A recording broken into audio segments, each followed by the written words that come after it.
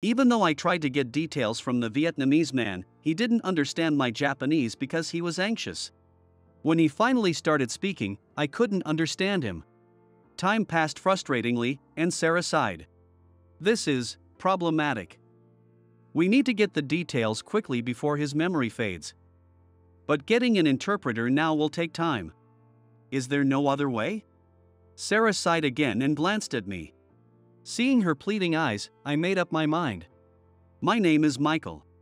I'm 30 years old. Currently, I work as a paralegal, assisting attorneys at a law firm. I've been through a lot to get here. I've also given up on some dreams. However, I think I'm living the most peaceful life now. The documents you requested are ready. When I handed the documents to the male attorney, John, he glanced at them and said, "Thanks. I'll look at them later," and turned back to his computer. But, hey! You borrowed my paralegal, and that's all you have to say? Take a proper look at his work, said Sarah, showing her strong-willed attitude. Sarah is the attorney I work for. Although I primarily work for Sarah, I occasionally help other attorneys like this. John quickly flipped through my documents and praised them for being well done. Of course. Michael is amazing. Sarah complimented me as usual. Since obtaining her lawyer qualification at 24, Sarah has made remarkable achievements and now handles requests from various places as a highly skilled attorney. Despite being such an impressive person, she somehow appreciates me. When I first came to this office for an interview, it was the same. As soon as she saw me, Sarah greeted me with a big smile and conducted the interview with the principal and me. They were looking for a new paralegal because Sarah's former paralegal had passed the bar exam and left. They asked about my background and gave me a brief legal test. It was a very simple test. I was hired on the spot. Honestly, I was confused if I was the right fit, but Sarah smiled and said, "Looking forward to working with you." I can't thank Sarah enough. Since then, Sarah has praised me even for small things, saying, "Well done," or "Amazing." To be honest, I'm currently lacking confidence, so I can't fully accept her compliments. Every time I'm praised, I let out an awkward laugh. At first, it felt like having a very kind older sister, but after working here for 3 months and spending time with Sarah, I've fallen for her. When she smiles at me, my heart races. However, a highly skilled attorney and a mere assistant paralegal. It's like comparing apples and oranges. My feelings for her are my motivation to live, but I try my best to keep them hidden. One day, Sarah was assigned as a public defender. The client was a foreigner with Vietnamese nationality, who as a technical intern, could speak some Japanese. In that case, there's no problem. Let's go. Sarah quickly prepared and left the office briskly.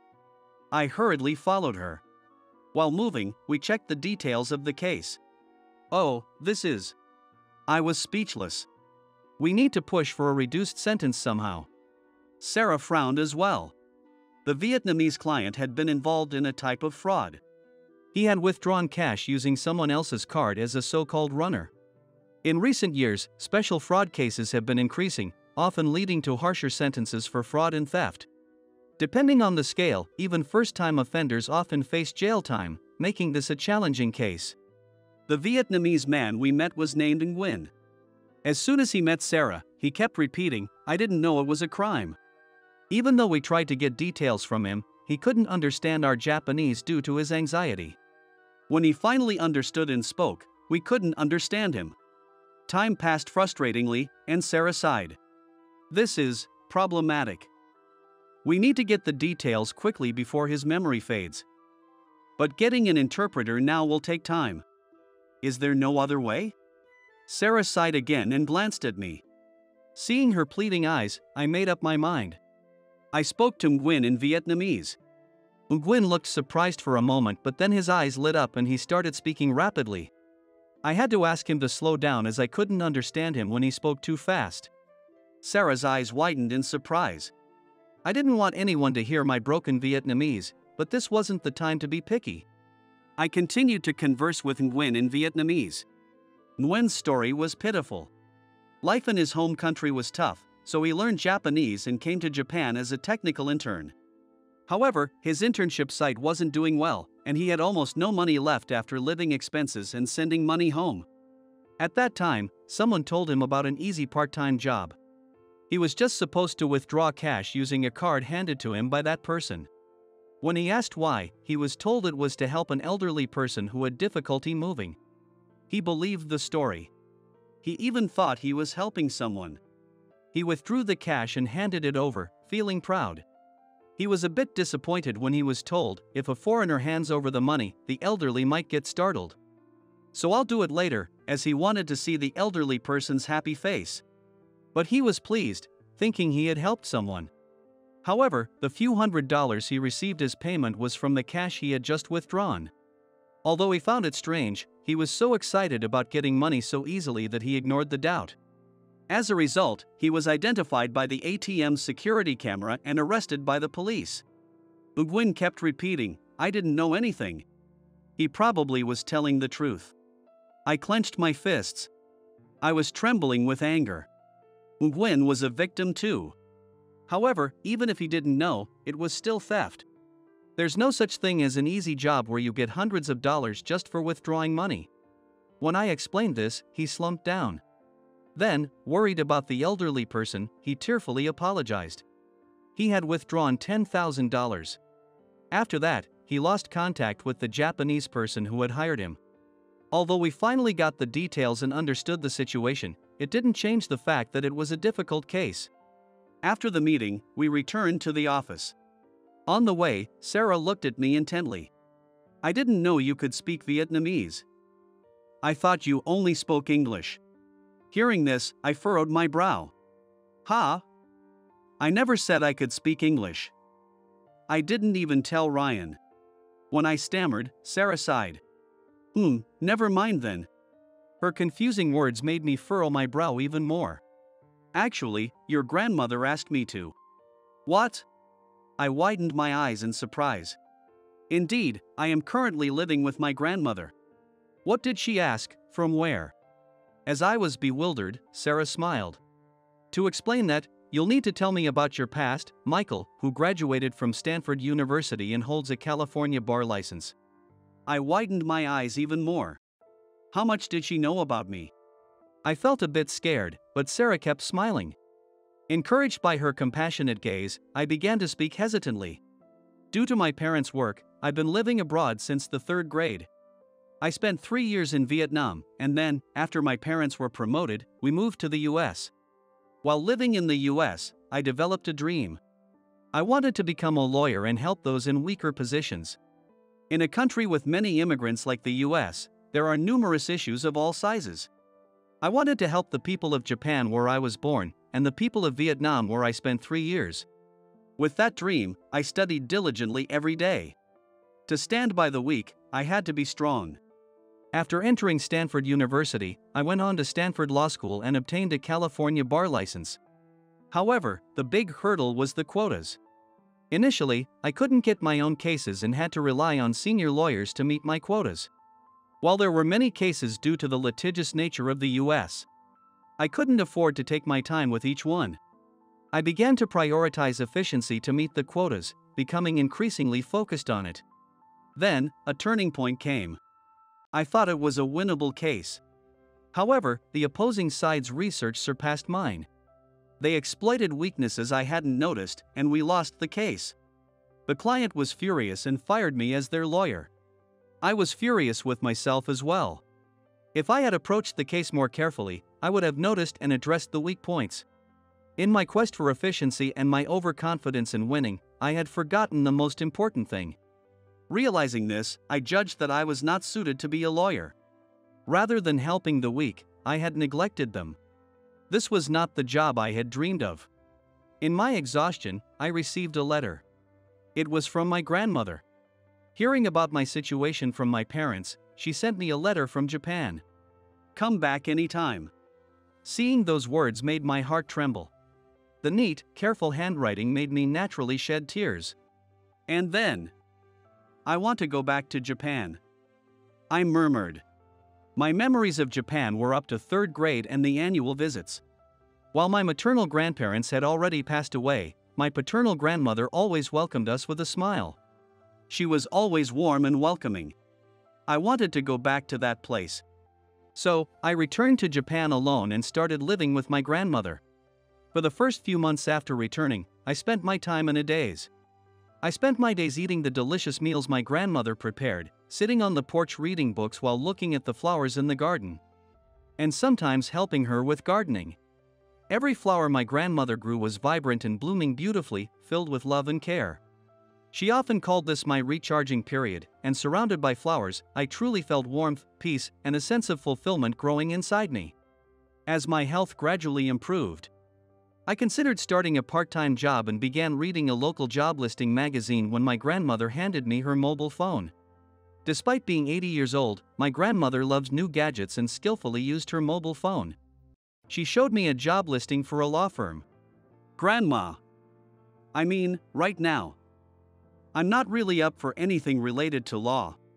As I hesitated and tried to decline, my grandmother smiled and pointed to the word paralegal on the screen. Of course, I knew what it meant. During my time as a lawyer in the US, I had been helped by paralegals many times. I think you're suited for something related to law, Michael. Hearing that, I reluctantly took the phone from her and looked at the job listing. A paralegal, assisting lawyers. I had often delegated preliminary investigations to paralegals for the sake of efficiency. If their investigation was insufficient, even a winnable case could be lost. I knew better than anyone the importance of this job. If I focused on conducting thorough investigations as a paralegal, would my past mistakes eventually be forgiven? As I pondered this hopeful thought while looking at the job listings, my grandmother peeked over my shoulder and tapped on a specific law firm ad, saying, "This one looks good, doesn't it?" "Nothing ventured, nothing gained," she said as she pressed the apply button. "Wait, what? Hang on." As I panicked, my grandmother smiled and said, "It's fine. Look here, it says they welcome people who do thorough investigations. It's perfect for you, Michael." I stared at the screen. Indeed, it matched my motto. My grandmother smiled contentedly. "Why don't you at least try the interview? It might open up a new path for you," she said casually. In the end, I searched for the law firm on my phone and applied myself. I thought my grandmother had randomly picked one of the many law firms. It was the firm where I currently work. Wait, was I set up? After finishing my story, I looked at Sarah, who was smiling broadly. "Maybe so," she said, clearly amused. "Actually, my parents' house is 2 doors down from your grandmother's. I live alone now, though." Her words took me by complete surprise. "What?" Sarah seemed pleased by my astonished reaction and laughed softly. "My parents were busy, and from around upper elementary school, they decided I could manage on my own, so I often ate dinner alone." Sarah's expression turned slightly sad. She mentioned that in lower elementary, her parents would come home earlier, but during long breaks like summer vacation, she would have packed lunches prepared and spend the days alone. Although she had some friends' moms checking on her occasionally, she couldn't impose on them too often. As she got used to being alone, she spent her time watching TV and studying. During that time, she got to know my grandmother. "Your grandmother said she was lonely because her son's family had moved overseas and she couldn't see them often. So, I started having meals at her place sometimes and we became close." I had never heard this story. "That's why I know a lot about you, Michael. Like how you wet the bed again when you suddenly moved to a new environment." She brought up my most embarrassing past, and I panicked. "Wait. Grandma, why did she tell you that?" Seeing me shout in embarrassment, Sarah laughed joyfully. "Whenever I visit my parents, I always drop by your grandmother's house. She would happily talk about how you went to Stanford University, went to law school, and became a lawyer. She said it's great because I became a lawyer in Japan, too." However, it seems that as time went on, my grandmother began to express more concerns about me. It was around the time I started struggling between my ideals and reality. And finally, I returned to Japan. "I told your grandmother to let me know if there was anything I could do. She asked me to help you once you started to recover a bit." So, I waited for that moment. As I began to regain some stability, Sarah got Ryan to post a job listing for me. Actually, my paralegal quit a while ago, and Ryan kept asking if I needed to hire someone. But I delayed it a bit. She had thought of me, who returned to Japan in despair. She told my grandmother about the perfectly timed job listing, and my grandmother casually suggested the position to me, saying, "How about this one?" and tapping the apply button. I had been perfectly guided into applying to the law firm where Sarah worked. Wow! I was played like a fiddle. This is embarrassing. I covered my face with my hands, feeling ashamed. But Sarah let out a soft laugh. Your grandmother thought about how to handle it for a long time. She worried that if she said she knew someone there, you might get suspicious or even cancel the application. I recalled my interactions with my grandmother. Grandma, she acted so well. Oh, but I was drawn in by the welcome those who conduct thorough investigations line. As I started to say, Sarah chuckled. That's amazing. Your grandmother suggested writing that line, thinking it might attract you. I looked up at the sky in defeat. I was completely outmatched by my grandmother. Despite having spent so little time together, my grandmother saw through everything. Oh, so that's why you praised me for every little thing. It was to build my confidence. When I said that, Sarah blushed slightly. I said I'd handle it, but I didn't really know what to do. I just wanted you to regain your confidence since you seem to have lost it. Like a kind older sister, she praised me no matter what I did. It all made sense now. Feeling resolved, I said, "All right. Let's do our best for Nguyen." As I said this, feeling refreshed, Sarah's expression clouded. What should we do? Of course, we'll aim for leniency, but what he did was wrong. Seeing Sarah struggle, I turned to her. How about a plea bargain? Sarah's face lit up for a moment. Although it's not yet common in Japan, it was often used in the US. If we can get information about the fraud ring from Nguyen and capture them. Sarah's expression slowly brightened. Yes, plea bargains are still rare in Japan, but if we can use his information to capture the fraud ring, it could lead to a reduced sentence as part of a cooperation agreement. Sarah's face shone with determination. I can't forgive those who deceived Nguyen either. It would be great if they were caught and Nguyen's sentence was reduced. We had our strategy. A few days later, Nguyen was successfully acquitted. Sarah's skills were impressive, and I played my part well too. We divided our tasks. First, Sarah approached Nguyen about compensating the victims. To Nguyen, $10,000 was a significant amount. However, showing sincerity could lead to a settlement and a lighter sentence. Sarah encouraged Nguyen to contact his family in Vietnam. Initially hesitant, Nguyen was persuaded by Sarah's heartfelt words. How would your family feel if they found out later that you were imprisoned in Japan? And what if they learned they could have prevented it by helping out? I would be devastated. Moved by Sarah's words, Nguyen tearfully contacted his family. His family scrambled to gather money. Although they couldn't collect the full amount, their sincerity reached the victims, leading to a settlement with the condition of paying the remaining amount and even obtaining a petition for a reduced sentence. As for me, I ran around based on the information Nguyen provided. Despite Nguyen's phone being cancelled, I traced his footsteps and found small clues. Based on Nguyen's testimony, the police created a sketch and tracked down the man who had given Nguyen instructions. I visited Nguyen's training site to see if anyone else had received similar proposals. Thanks to these pieces of information, the police successfully busted the fraud ring. Cheers! On the night we secured the dismissal of charges. Sarah and I celebrated at an izakaya. We were both excited and the drinks flowed freely.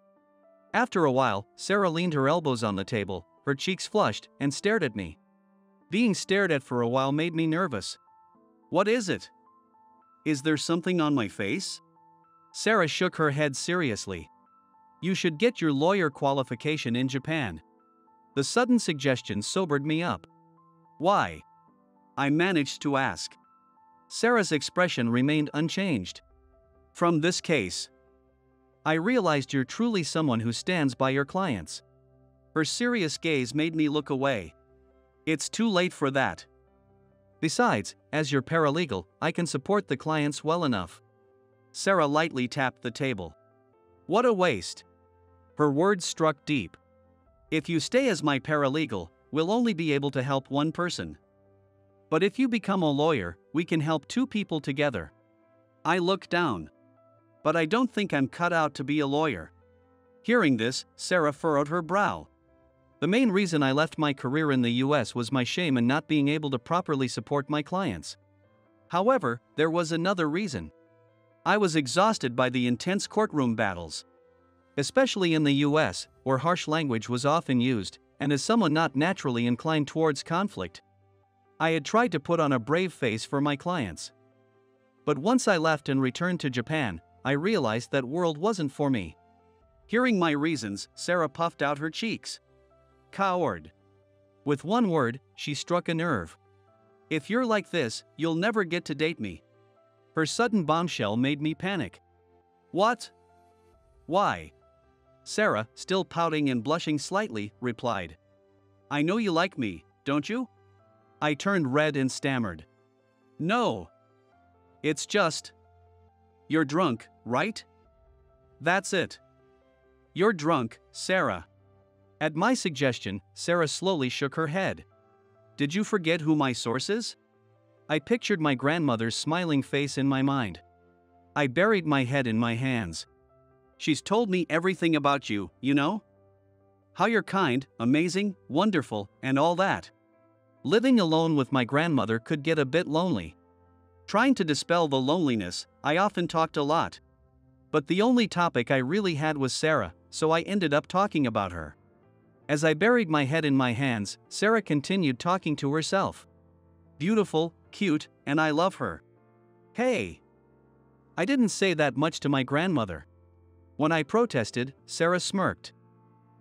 So you didn't tell your grandmother. But what about in your heart? Her teasing expression was a knockout for me. I do think that. As I admitted honestly, Sarah suddenly blushed bright red. She had been provoking me, but now she was the one who was embarrassed. I didn't think you'd admit it so easily. Sarah covered her cheeks with both hands. So, since you said that much, will you go out with me? When I asked, sounding a bit sulky, Sarah puffed out her chest. If you pass the Japanese bar exam and become a lawyer. Here we go again with that, I thought, but then Sarah gently touched my hand. Because, it would be such a waste. You have a better ability to empathize with people than I do, and you're smarter than me, right? I squeezed Sarah's hand tightly. What? Sarah looked a little flustered, and I leaned in closer. I promise. I'll pass it as soon as possible. And when that time comes, it will be too late to regret it. Then, I brought Sarah's hand closer to me. Can I do something? I think this will give me all the motivation I need. With that, I kissed Sarah's hand. Sarah's ears turned bright red. That expression was incredibly endearing. A few years later, our wedding reception was coming to an end. After reading our letters to our parents, we called my grandmother to the spotlight. My grandmother, not knowing what was happening, was led by the staff to stand before us. I took the microphone. Grandma, thank you for always worrying about me. Hearing this, my grandmother's eyes welled up a bit.